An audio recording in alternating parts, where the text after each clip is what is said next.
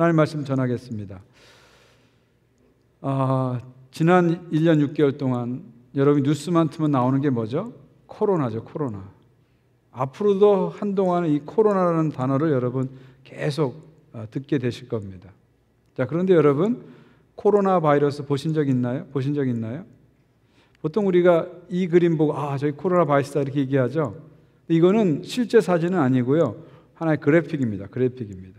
제가 오늘 여러분에게 코로나의 실제 사진을 보여드리겠습니다.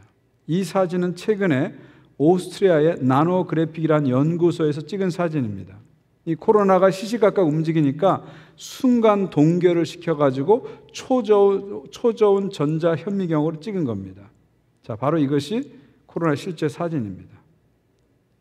저게 뭐라고 지난 1년 6개월 동안 우리를 괴롭혔는지 앞으로도 더 괴롭힐 텐데 저게 바로 코로나 바이러스의 실제 사진입니다. 여기다가 서로 다른 부분을 좀 구분하기 위해서 약간의 색깔을 입혀서 입체화시킨 것이 바로 요거죠. 바로 요겁니다. 좀 더 확대하면 바로 요것이 코로나 바이러스입니다. 코로나 바이러스죠. 여러분, 이 코로나 바이러스가 사이즈가 어느 정도 됐어요? 크기가 어느 정도 될까요? 100나노미터다 이렇게 말합니다. 100나노미터. 100나노미터가 어느 정도 크기인가 감이 안 잡히죠. 100나노미터는 센치로 환산하면 100만 분의 1cm입니다. 100만 분의 1cm. 이거 한번 생각해 보세요. 1cm 하면 이 정도밖에 안 되잖아요. 요거밖에 안 되잖아요. 요거를 10분의 1도 아니고 100분의 1도 아니고 100만 분의 1로 줄인 거예요. 이걸 100만 분의 1로 줄인 게 요거의 100만 분의 1이 저 코로나 바이러스의 크기라는 거예요. 그러니까 얼마나 작은지 우리 상상이 안 갈 정도로 작은 겁니다. 코로나 바이러스가. 그런데 저 작은 바이러스가 지금 전 세계를 흔들고 있잖아요. 저 작은 미밀, 보이지도 않는 100만 분의 1cm인 저 작은 미물이 만물의 영장인 인간을 흔들고 있습니다. 이번에 코로나 바이러스 사태를 겪으면서 우리가 깨닫게 되었잖아요. 참 우리 인간이 대단한 것 같지만 인간이 참 연약하구나 하는 걸 깨닫게 됐잖아요. 인간이 쌓아온 문명이 엄청난 것처럼 보였는데 이 우리의 문명이라는 게 상당히 취약하다는 것을 우리가 발견하게 됐습니다. 저 코로나 바이러스 때문에 사람이 죽었을 뿐만 아니라 정치, 경제, 사회, 문화, 스포츠까지 모든 분야가 막히고 제한되는 그런 현상을 우리는 겪게 되었죠. 어떤 의미에서 코로나는 하나님이 우리에게 주시는 경종일 수 있다 그런 생각이 들어요. 그동안 인간이 너무 교만했어요. 지나치게 교만했어요. 그래서 마치 막강한 힘을 가진 것처럼 인간이 착각하고 하나님의 자리에 올라가려고 했고요. 하나님 행세를 하려고 했고요. 하나님 노릇을 하려고 했어요. 그러면서 하나님을 대적하기도 하고 하나님의 뜻에 반하는 일들을 너무 많이 해버렸어요. 이 코로나 사태는 어쩌면 하나님께서 우리들에게 까불지 마 하시는 말씀이라고도 할 수 있습니다. 이 코로나 사태는 우리들에게 하나님 앞에서 우리의 교만을 회개하게 만듭니다. 욥이 큰 고난을 겪고 나서 이렇게 고백합니다. 욥이 여호와께 대답하여 이르되 주께서는 못하실 일이 없사오니 무슨 계획이든지 못 이루실 것이 없는 줄을 아오니 무지한 말로 이치를 가는 자가 누구니까 나는 깨닫지도 못한 일을 말하였고 스스로 알 수도 없고 헤아리기도 어려운 일을 말하였나이다. 결국 욥이 고난받기 전에는 자기가 엄청나다고 생각한 거예요. 내가 많은 걸 가졌고 많은 걸 알고 뭔가 된 듯이 착각을 한 거예요. 근데 고난을 딱 겪고 나니까 뭘 깨달은 거예요? 하나님이 엄청나게 크시다는 걸 깨닫고요. 그분 앞에서 자신이 얼마나 작다는 것을 깨닫게 된 거예요. 그러면서 죄를 뒤집어 쓰고 하나님 앞에 회개하게 되는 거죠. 겸손하게 된 거죠. 저는 이 대목에서 한 학자의 글이 생각납니다. 우리 이어령 박사님. 젊었을 때는 반기독교적인 글도 많이 썼죠. 그러다가 자기 딸의 고난을 통해서 하나님께 돌아와서 70세에 하나님께 무릎 꿇고 세례를 받으셨어요. 그 세례 받고 나서 이분이 이런 말을 합니다. 소설가로서 저 역시 저의 세계에서 창조를 했습니다. 하나님이 만들지 않은 것들을 내가 만들겠다는 오만한 생각도 했습니다. 그러나 인간은 뛰어봐야 벼룩입니다. 이 단순한 사실을 아는데 70년의 시간이 걸렸습니다. 그렇습니다. 인간이 대단한 것 같지만, 엄청난 것 같지만 하나님 앞에서는 뛰어봐야 벼룩이라는 거죠. 그걸 깨닫고 나니까 비로소 하나님께 무릎 꿇고 하나님께 돌아올 수 있었다, 그런 얘기죠.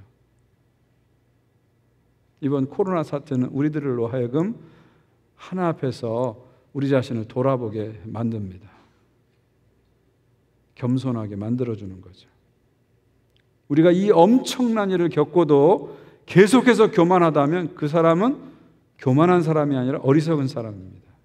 이런 일을 겪고도 하나님 앞에서 아직도 교만한 듯이 있다면 그건 어리석은 것이죠. 어리석은 것이죠. 이 코로나 사태는 우리들에게 우리의 교만을 회개하게 하는 그런 기회를 준 것이죠. 또 한 가지 이번 코로나 사태를 통해서 우리가 회개할 것이 한 가지 더 있습니다. 그것은 뭐냐면 하나님 만드신 창조 질서를 파괴한 것에 대해서 우리가 좀 회개를 해야 됩니다. 어떤 분들은 그렇게 말할 수 있어요. 아니, 코로나 사태하고 환경 파괴하고 무슨 상관이 있어요? 아니, 코로나 바이러스는 그냥 바이러스 문제 아니에요? 환경하고 무슨 관계가 있어요? 그렇게 말합니다. 얼핏 보면 그런 것 같아요. 근데 우리가 조금만 더 생각해 보면 그렇지 않습니다. 코로나 바이러스 사태와 환경 파괴는 아주 밀접한 관계를 가지고 있습니다. 20세기에는 이 전염병이 20년마다 하나씩 왔대요. 20년을 주기로 지구에 찾아왔대요. 근데 21세기 들어서는 2년을 주기로 전염병이 찾아왔대요. 뭐 그렇잖아요. 사스, 메르스 뭐 계속 찾아오잖아요. 근데 어떤 경로를 통해서 전염병이 인간에게 오죠? 최근의 것을 한번 생각해 보세요. 사스 같은 경우에는 2000년 사스는 사양 고양이를 통해서 바이러스가 들어왔죠. 2012년에 메르스는 낙타를 통해서 들어왔죠. 그 다음에 이번에 코로나 바이러스는 박쥐를 통해서 또는 천상갑을 통해서 왔다, 그런 얘기 하잖아요. 이게 무슨 얘기냐면요, 인간이 자연을 이렇게 확대하죠. 막 무분별하게 개발하고 소비하고 그러면서 이산화탄소를 탄소를 많이 배출하는 거예요. 그러면 어떻게 될까요? 지구의 온도가 올라가게 되는 거죠. 기상이변이 생깁니다. 기상이변이 생기면은 생태계 전체에 변동이 생기는 거예요. 이상과 변동이 생기는 거예요. 그러면서 인간과 동물 사이의 경계가 무너지기 시작하면서 인간, 동물 안에 있는 바이러스가 어디로 들어온 거예요? 인간 안으로 들어온 거예요. 그게 사스, 메르스, 코로나라는 거죠. 코로나라는 거죠. 그러니까 지구의 온도가 정상적일 때는 한 대의 동물은 한 대에 살고 온대의 동물은 온대에 살고 열대 동물은 열대에 살았어요. 근데 지구의 온도가 점점 올라가니까 이 열대에 사는 동물들이 더 이상 살 수가 없는 거예요. 그럼 어디로 갈까요? 온대 지방으로 옮겨가는 거예요. 그 옮겨가는 과정 속에서 이게 연쇄 반응이 일어나면서 전체적으로 이상과 변동이 생기면서 이런 전염병이 계속해서 자주 발생하고 있다는 것이죠. 그러니까 코로나 바이러스 사태는 환경 파괴와 아주 밀접한 관계를 가지고 있습니다. 여러분, 이런 얘기 들어봤죠? 지구를 지키는 1.5도. 무슨 얘기냐면 이제 지구의 온도가 1.5도 이상은 절대 올라가서는 안 된다는 거예요. 이게 2015년에 파리 기후협약에서 정한 거죠. 적어도 지구의 온도가 지금보다 1.5도 이상 올라가면 큰일 난다는 거예요. 이걸 지키자는 게 이제 파리 기후협약이죠. 근데 3년 전만 해도요, 지구 온도가 1.5도 올라가는데 언제까지 걸리냐면 2050년이 되면 그렇게 된다. 2050년이 되면. 근데 최근에 유엔의 연구는 바뀌었어요. 2040년이 되면 지구 온도가 1.5도 올라간대요. 10년이 앞당겨진 거예요. 10년이. 얼마 남지 않았어요. 1.5도 올라가는 게.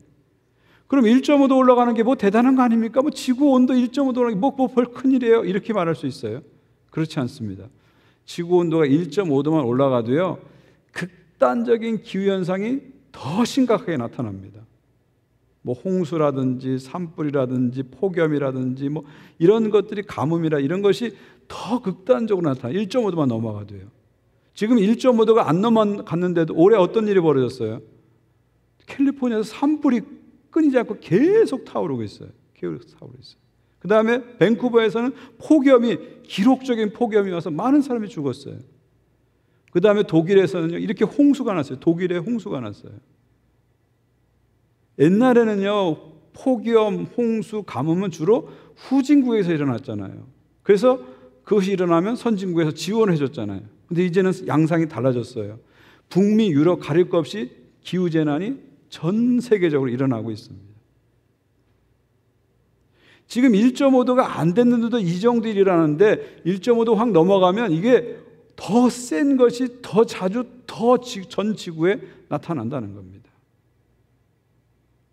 그런데 여러분, 이 지구의 온난화가 주는 가장 중요한 영향은 뭐냐면요, 가장 파괴적인 영향은 뭐냐면 생물종의 다양성이 파괴되는 겁니다. 그러니까 지구가 이렇게 뜨거워지면 생물종이 점점 줄어들어요. 그래서 학자들은 지구 온도가 1.5도를 넘어가서 2도로 가면은 지금 현재 지구상의 생물종의 절반이 멸종될 것이다, 그렇게 얘기해요. 절반이 멸종될 것이다. 이거 엄청난 얘기입니다. 절반이 멸종되는 거. 다른 동물들 멸종돼, 식물들 멸종해도 우리는 그냥 AI 기술을 갖고 뭐 이렇게 해가지고 살 수 있어. 에어컨 틀고 살 수 있어. 그렇게 얘기할 수 있어요. 그건 착각입니다. 여러분, 우리 주변의 생물의 절반이 멸종되면 인간도 멸종되는 거예요. 왜냐하면 우리가 동물과 식물로부터 식량을 구할 수 없으니까 식량 대란이 일어납니다. 먹을거리 문제가 생기는 거예요. 심각한 그런 위기에 처해 있습니다. 그러니까 이번에 코로나 사태를 겪어가면서 우리는 이 기후 문제, 환경 문제를 더 좀 심각하게 좀 받아들여야 됩니다. 옛날에는 환경 문제 얘기할 때 다음 세대를 생각하면서 아끼자 그랬는데 이제는 아니에요. 지금 우리 세대를 위해서 아끼고 자연을 사랑해야 돼요. 그런 생각의 전환이 우리에게 좀 필요합니다. 한번 짧은 영상 하나 보겠습니다. 북극곰 타라와 아기곰은 올해도 무사히 살아남을 수 있을까요? 무분별한 개발이 가져온 지구온난화. 결국 북극 최후의 빙하마저 녹아내리게 하고 북극곰들의 서식지를 파괴하고 있습니다. 살아갈 서식지를 빼앗긴 북극곰들은 갈 곳을 잃은 채 굶주림 속에 죽어가고 있습니다.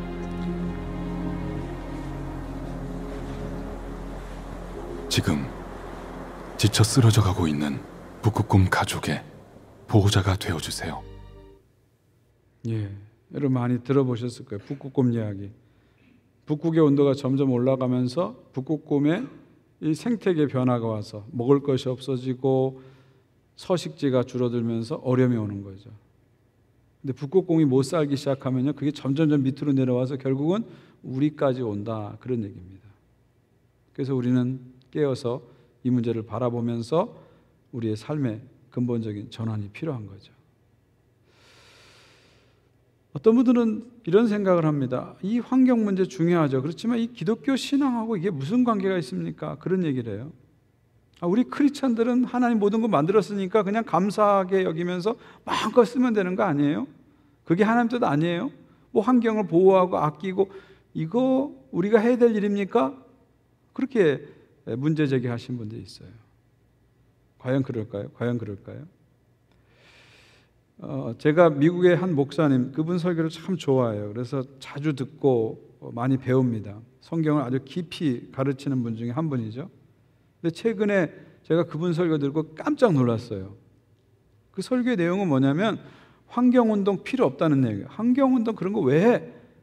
그냥 하나님 주신 거 감사히 여기면서 마음껏 쓰면 돼. 그게 크리스찬의 갈 길이야. 그런 설교를 한 50분 하시더라고요. 그러면서 설교가 끝나는 마지막 부분에 대해서 이런 말씀하시더라고요. Step on the grass, kill a deer, drill for oil now, 그러시더라고요. 뭐 환경 보호하고 뭐 있어 잔디 밟고 사슴 죽이고 오일을 팔아 지금, 그러더라고요. 근데 그 이야기를 딱 하니까 그 한 수천 명 된 회중들이 막 박수를 치는 거예요. 박수를 치는 거예요. 제가 그 장면을 보면서 깜짝 놀랐어요. 어떻게 교회에서 이런 설교가 이루어질까? 어떻게 크리스찬들이 이런 얘기에 박수를 치고 열광을 할까? 여러분, 이 환경을 보존하는 것과 기독교 신앙은 무관하지 않습니다. 아주 중요한 관계가 있습니다. 밀접한 관계가 있습니다. 우리 크리스찬들은 오히려 더 환경 문제에 예민하게 반응해야 되고 더 사명감을 가지고 접근해야 됩니다. 저와 여러분이 하나님에서 신앙 고백하는데 첫 번째 고백이 뭐예요? 전능하사 천지를 만드신 하나님 아버지를 믿사오며. 우리 신앙의 첫 번째 고백은 뭐예요? 하나님이 창조주시다, 이 고백이죠. 자, 하나님을 창조주로 고백한다는 건 무슨 얘기예요?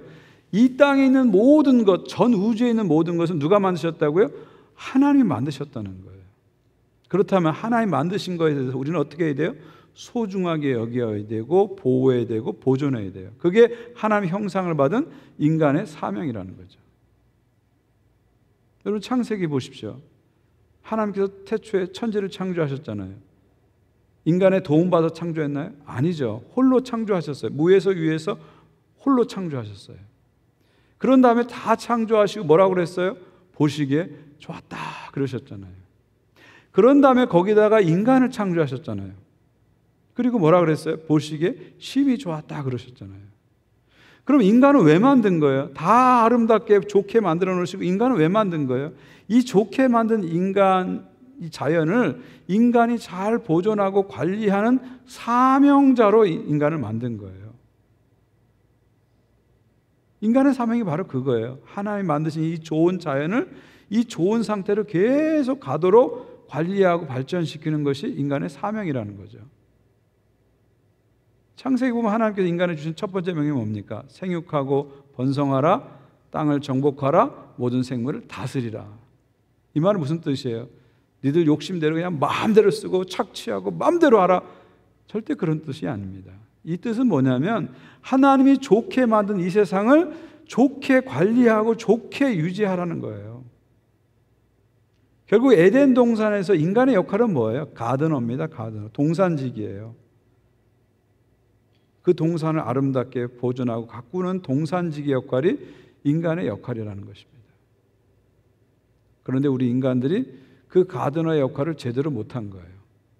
자기 욕심대로 그냥 모든 걸 해버리는 거예요. 탐욕을 지나치게 부리면서 모든 걸 해버리는 거예요. 그러면서 지금 자연이 파괴되고 자연이 신음하고 아파하고 있는 것이죠. 이런 환경 파괴를 보면서 우리가 가슴 아파하지 않는다면 우리가 정말 창조주 하나님을 고백하고 있는지 우리는 물어봐야 됩니다. 이런 현실을 보면서 우리가 가슴 아파하지 않고 우리의 삶의 방식을 바꾸지 않는다면 우리가 정말 진정으로 예수를 믿고 있는지를 한번 생각해 봐야 됩니다. 여러분, 환경 파괴는 동물, 식물에게만 힘든 게 아니고요. 인간에게도 다 힘든 상황입니다. 어느 통계를 보니까요. 기후재난 때문에 후진국의 중산층이 빈곤층으로 떨어지고 있다. 그런 보도를 봤어요. 그러니까 이 기후재난, 환경 파괴는 동식물만 힘든 게 아니라 인간에게도 힘든 겁니다. 특히 가난한 사람들에게 더 힘든 거예요. 더 힘든 거예요. 기독교의 핵심이 이웃사랑이잖아요. 이웃사랑을 말하는 기독교가 이러한 아픔에 대해서 아파하지 않고 공감하지 않고 자신의 삶을 바꾸지 않는다면 이건 진정한 이웃사랑이 아니죠. 내 몸같이 이웃을 사랑하는 마음으로 내 몸같이 지구를 사랑해야 하는 겁니다. 이것이 우리 크리스찬의 사명입니다. 그냥 생각만 하는 것이 아니라 실질적으로 우리가 실천을 해야 됩니다. 여러분, 회개라는 것은 죄를 아파하는 데서 끝이면 안 되고요. 살아가는 방식을 바꾸는 게 회개입니다. 살아가는 방식을 바꾸는 회개예요. 우리가 다소 불편하더라도 차츰차츰 환경을 살리는 쪽으로 우리의 삶의 방식을 바꿔가야 돼요. 바꿔가야 돼요. 뭐 엄청난 거 제가 요구하는 거 아닙니다. 여러분, 재활용 같은 거 잘 하십시오. 저희 집에서 재활용은 제 담당이거든요. 목요일마다 재활용 하는데 저는 아주 철저하게 하려고 애를 씁니다. 그래서 아마존 같은 그 박스 있으면 그 비닐 다 떼어가지고 종이만 딱 이렇게 집어넣으려고 애를 써요. 병 같은 것도 라벨 떼어가지고 그냥 딱 그거만 누르려고 애를 씁니다. 사실 귀찮아요. 그냥 부닥 버리면 되는데 귀찮아요. 시간도 걸리고. 그렇지만 내 작은 이 행동이 재활용을 활성화시키고 그래서 지구의 자원을 보존하는 데서 사용된다면 우리는 그런 일을 해야 되죠. 가능하면 생수 드시지 말고 텀블러 갖고 다니시고. 저희 집에서는 생수를 거의 안 씁니다. 또 교회에서도 지금 생수병을 거의 안 쓰고 그 정수기 물을 씁니다. 텀블러를 쓰시면 좋죠. 가능한 물을 아껴야 되고 가능하면 과도한 소비를 줄여야 됩니다. 과도한 소비를 줄여야 돼요. 옛날에는 옷이 떨어지면 기어서 입었어요. 양말이 떨어져도 저도 어렸을 때 기어가지고 입었고요. 제가 어렸을 때 사진 보면 여기 동그라미가 이렇게 있어요. 기어 입은 옷을 입고 찍은 사진들이 있어요. 근데 요즘은요, 옷이 낡아서 버리는 경우는 없어요. 지루해서 버리죠. 지루해서 버려요. 유행이 떠나서 버리죠. 그래서 새 옷을 또 우리는 사게 되죠. 새 옷 살 수 있습니다. 근데 새 옷 살 때마다 한번 우리가 생각해 봐야 돼요. 이 옷이 만들어지기 위해서 얼마나 많은 화학 제품이 필요했고 얼마나 많은 탄소가 배출되는지를 한번 생각해 봐야 돼요. 이 옷이 이쁘게 만들어지기 위해서 이것을 염색하는 과정에서 얼마나 많은 물이 오염됐을까도 한번 생각해 봐야 돼요. 이걸 우리가 의식적인 소비라고 그러잖아요. Conscious consumerism. 의식적인 소비를 해야 됩니다. 우리 크리스찬들은 생각을 가지고 소비해야 돼요. 의식적인 소비를 해요. 충동 구매를 하는 게 아니라 의식을 가지고 생각하면서 소비를 하라는 것이죠. 이런 작은 노력들이 별건 아니지만 이게 큰 역할을 할 수 있는 겁니다. 저 혼자 하면 의미가 없을 수 있어요. 그렇지만 한 사람이 더해요. 두 사람이 더해요. 우리 교회 전체가 해요. 크리스찬 전체가 해요. 그러면 지구의 온도를 내릴 수 있습니다. 조금이라도 환경을 지키는데 이바지할 수 있다는 것이죠. 저는 우리들이 이제는 코로나 이후의 교회들은 이 문제를 좀 신경 써야 됩니다. 코로나 이후의 교회 방향 중에 하나가 저는 환경 문제라고 생각해요. 여기에 대해서 교회가 좀 신경을 써야 됩니다. 그래서 저희 교회는 지난 6월 첫째 주에 환경주의를 지켰어요. 제가 알기로는 토론토 전역에서 환경주의를 지킨 첫 번째 교회라는 생각이 들어요. 환경주의를 지켰고요. 올해 초에는 환경위원회를 당회 안에 만들었어요. 그리고 이번 10월 달에 생태 영성 강좌를 6주간 합니다. 생태 전문가를 모시고 6주간 강좌를 합니다. 저는 이게 시작이라고 생각해요. 이런 인식의 전환을 가지면서 이게 하나의 운동으로 일어나서 교회 안에서 가정에서 확산되기 시작하면 좋겠다는 생각이 들어요. 그래서 우리 교회가 하나님의 창조에 감사하면서 이 창조 질서를 보존하는 일을 사명으로 여기는 친환경적인 교회가 됐으면 좋겠어요. 그린 처치가 됐으면 좋겠어요. 그래서 제가 오늘 그린 넥타이를 메고 온 겁니다. 그린 처치, 그린 크리스찬이 되었으면 좋겠어요. 저는 이것이 코로나 이후의 교회의 또 하나의 중요한 사명이다, 그렇게 생각합니다. 오늘 하나님 말씀 시편 148편을 보면요, 이것은 온 땅과 온 하늘과 온 우주의 찬양을 얘기하고 있습니다. 오늘 148편의 구절을 보면 먼저 찬양하는 대상이 나오죠. 찬양하는 주체가 나오죠. 누구야 찬양하자, 이렇게 주체가 나오고 그 다음에 찬양하라는 명령이 나옵니다. 찬양하라는 명령 앞에 찬양해야 할 주체들을 쭉 우리에게 소개해 주고 있죠. 예를 들면 2절 보면 모든 천사여 모든 군대여 찬양할지어다. 3절에는 해와 달 밝은 별들아 다 찬양할지어다. 4절에는 하늘의 하늘도 하늘 위에 있는 물들도 찬양할지어다.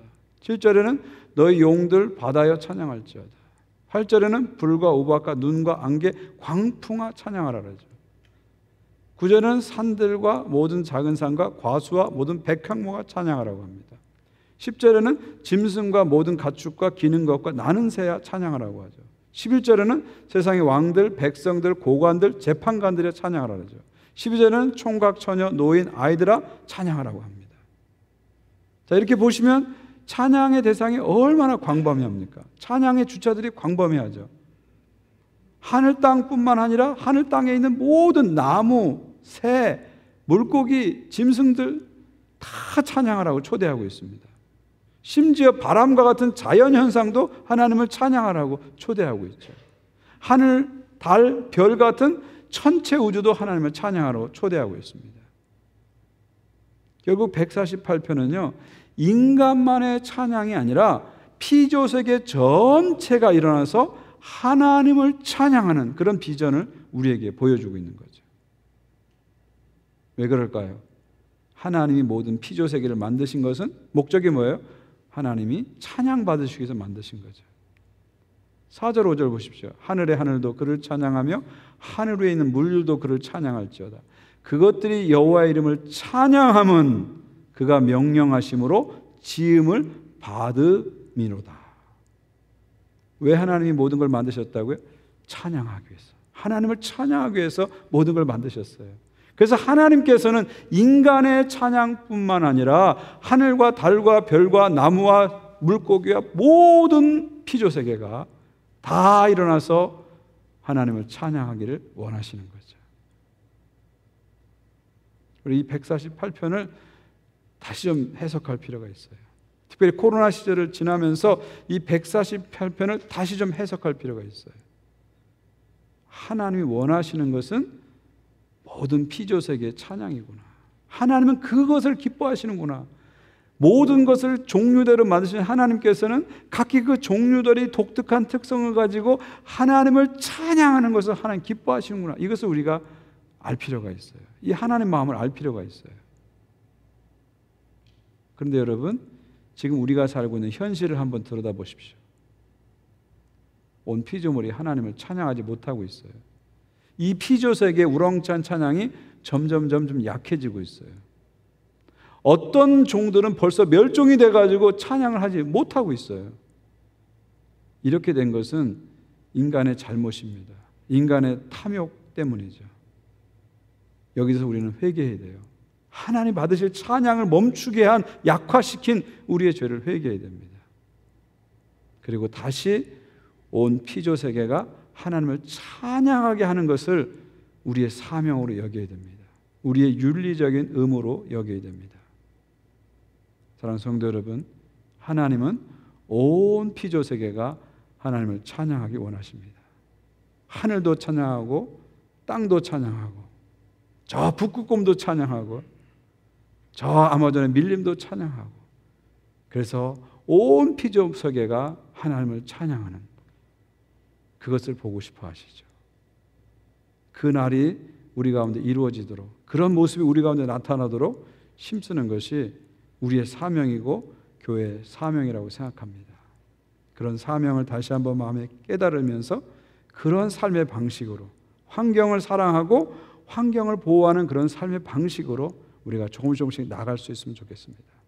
그래서 온 피조세계의 찬양이 울려 퍼지도록 함께 힘쓰는 저와 여러분 되시기를 주의 이름으로 축원드립니다. 우리 다 일어나 주시고 함께 찬양하기 원합니다. 오늘 찬양할 찬송가는요, 79장 주 하나님 지으신 모든 세계입니다. 여러분, 이 찬양 보통 언제 많이 부르죠? 야외에 가서 많이 부르잖아요. 우리 야외에 가서 산도 보고 바다도 보고 들도 보면서 이 찬양 많이 부릅니다. 근데 오늘은요, 이 79장을 좀 다른 관점에서 우리가 좀 불렀으면 좋겠어요. 다른 관점에서. 하나님 원하시는 것은 뭐예요? 주 하나님 지으신 모든 세계가 주님의 높고 위대하심을 찬양하는 거예요. 우리 영혼만 아니라, 우리 인간만 아니라 모든 피조 세계가 그렇게 찬양하길 원하시는 거예요.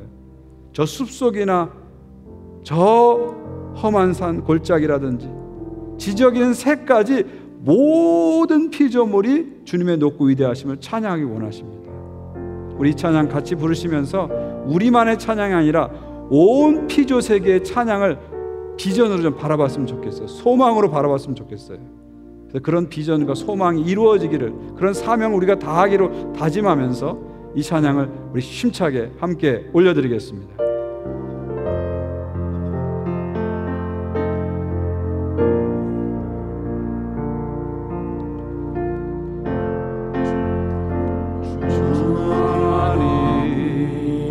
지으신 모든 세계 내 마음속에 그리워볼 때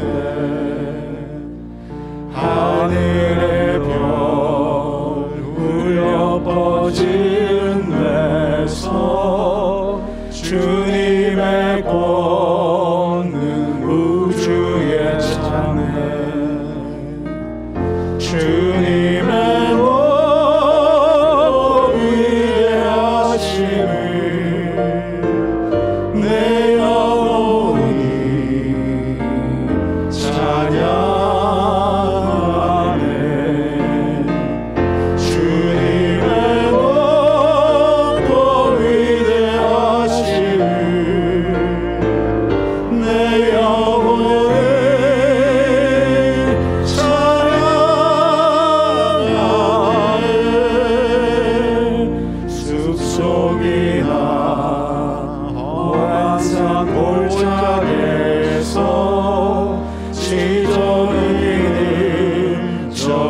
소리들과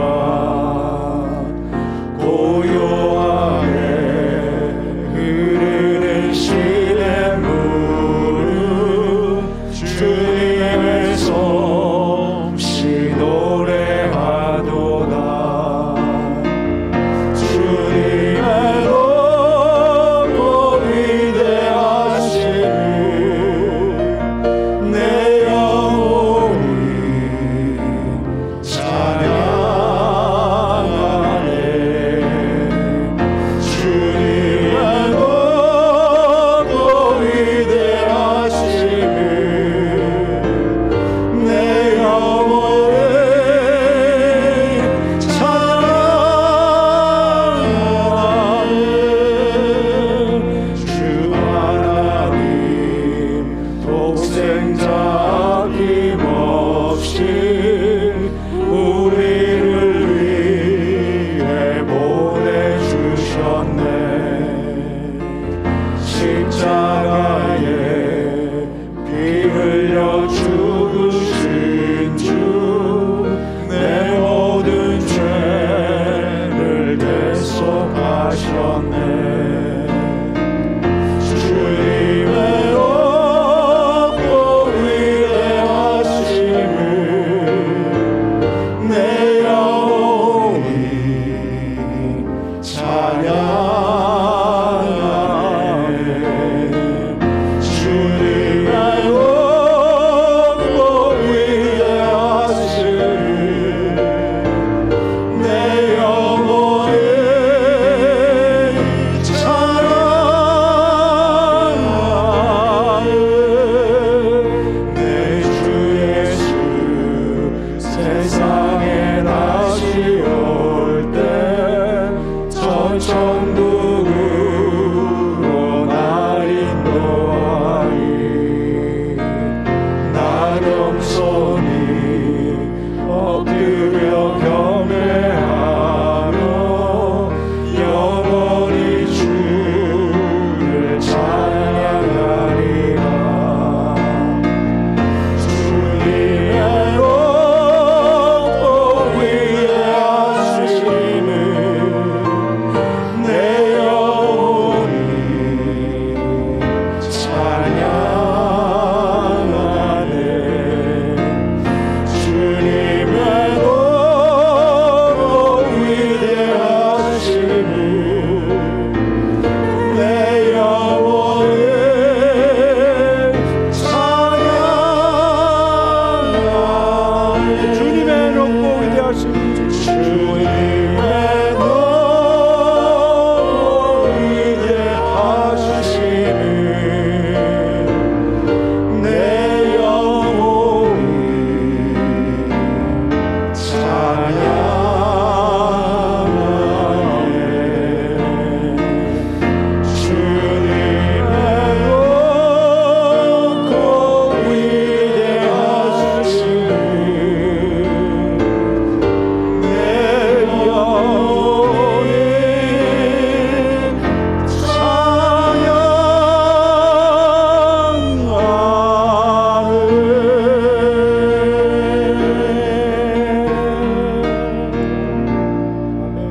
할렐루야. 우리의 영혼을 높여서 주님을 찬양합니다. 우리의 마음을 들어서 주님을 찬양합니다. 우리의 영혼의 찬양을 받아 주시옵소서. 우리 사람들뿐만 아니라 산과 들과 바다와 강들과 하늘의 별과 달들과 모든 피조세계가 하나님을 찬양하게 하여 주시옵소서.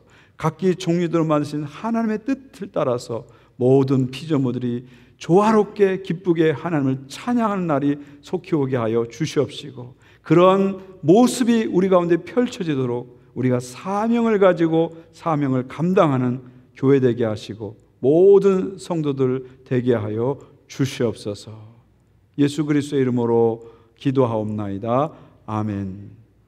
우리 구주 예수 그리스도의 은혜와 하나님 아버지의 사랑과 성령님의 교통하심이 온 피조세계가 주님의 높고 위대하심을 찬양할 그날을 바라보면서 그런 아름다운 모습을 비전으로 바라보면서 나가는 모든 주의 백성들 위해 또 교회 위에 이제부터 영원까지 함께 하시기를 간절히 축원하옵나이다. 아멘.